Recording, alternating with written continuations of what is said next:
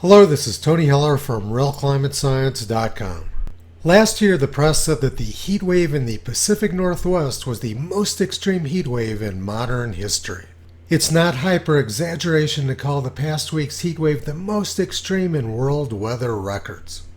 And this week, the press is saying China's experiencing the worst heat wave ever recorded in global history. Over 260 locations have seen their hottest days ever.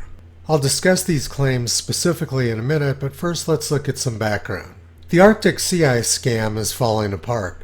The melt season is almost over and there's ice all the way up to the coast of Alaska and Siberia. And the western megadrought scam is also falling apart. Rainfall in the southwest is close to a record high, with some parts of New Mexico and Arizona receiving more than 20 inches of rain in the last 2 months.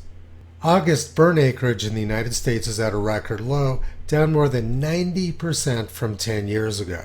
This isn't surprising because much of the West is seeing near-record rainfall. Global temperatures are very close to the 1979 to 2000 average.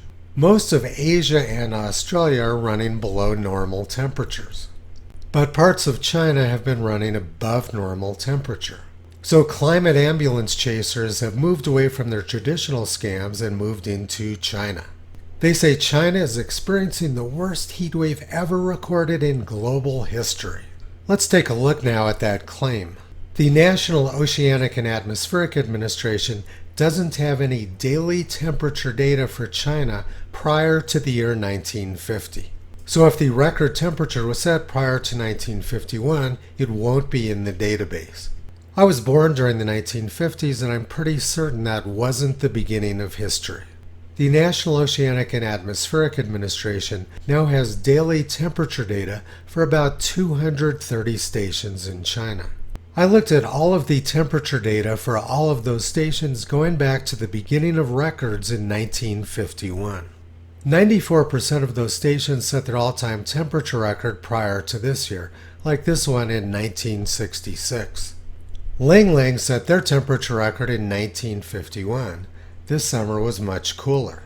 But there are about a dozen stations which set the record this summer. Barkham broke their temperature record by a fraction of a degree. Chengde broke their temperature record by a couple of degrees. Chongqing broke their temperature record by a degree or two. Golma just barely broke their temperature record. I'm not going to try to pronounce this name, but according to official records, they just barely broke their temperature record as well, although this data point looks a little suspicious. Hangzhou broke their temperature record by a couple of degrees.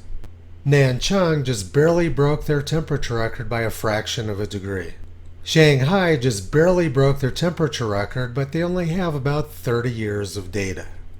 Tashang just barely broke their temperature record, but they only have about 20 years of data.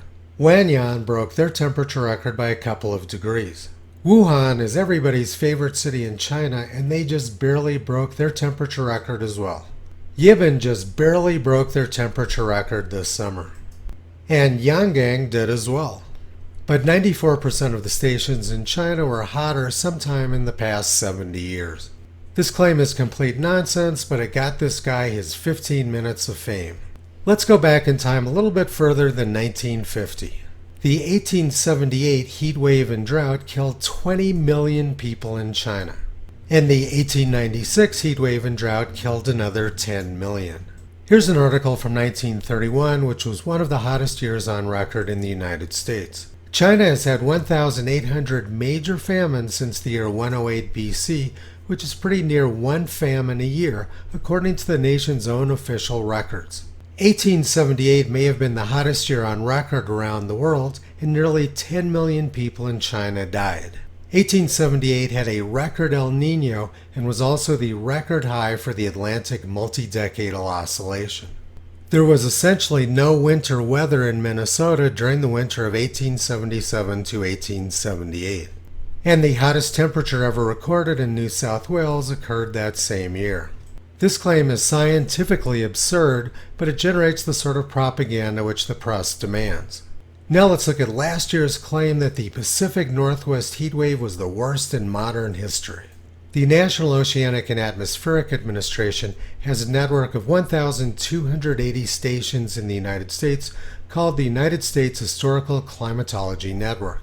This graph shows the number of all-time record maximum temperatures for all of the stations with thermometer data going back at least 100 years. By far the worst heat wave in U.S. history occurred in the year 1936, and heat waves were generally much worse prior to 60 years ago.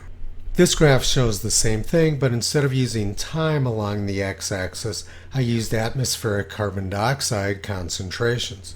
It's readily apparent that heat waves were much worse in the United States when carbon dioxide levels were below 320 parts per million. Last year's heat wave was nowhere near a record breaker for the United States. This graph shows the summer percent of days above 100 degrees Fahrenheit. The hottest years were 1936, 1934, 1930, 1954, and 1980. Last year was just about average and down 2/3 from 1936. During the 1930s, typically about 70% of the United States reached 100 degrees Fahrenheit sometime during the summer. But last year's supposed record heat wave was less than 50%, way down from the 1930s. Last year, 100-degree temperatures were largely confined to the western U.S., and the band of 110-degree temperatures shown in purple was pretty much along the west coast. But in 1936, almost the entire country was over 100 degrees, and there were 110-degree temperatures from coast to coast and from the southern border to the northern border. In order to understand how bad the heat wave of 1936 was, the best way is to look at individual stations. During 1936, Hastings, Nebraska had 55 days over 100 degrees, peaking at 116 degrees on July 24th. But last year, Hastings only had 2 days just barely over 100 degrees. The frequency and intensity of hot days at Hastings, Nebraska has plummeted over the last 90 years. During August of 1936, about half of the United States was in severe or extreme drought. This week in 1936, almost the entire country was over 90 degrees Fahrenheit, and there were 100-degree temperatures from coast to coast. It was the worst heat wave in history in Indiana, with many temperatures recorded over 100 degrees. The heat wave was even worse than 1930 and 1934. On July 13, 1936, people were dying from the heat in Detroit about once every 10 minutes. The chief medical examiner at the morgue said, "I've never seen anything like it in my 16 years of experience here." He supervised 150 autopsies in 36 hours. The county mental hospital had 81 deaths in 6 days. We don't get heat waves anything like this anymore in the United States, but if we did, the press would most certainly blame it on the burning of fossil fuels, and they would say it never could have happened in the past. People in the press making these sort of absurd claims about record heat waves are counting on their audience not knowing climate history. This claim is particularly disappointing because Bob Henson used to be a good weather historian. I've used his information a lot in the past. He should know better than to tarnish his reputation with this sort of mindless propaganda. Toto's been pulling back the curtain on these scamsters for the past 14 years. You can visit him, Kyrie Caesar, Toki and Upla on the web at realclimatescience.com.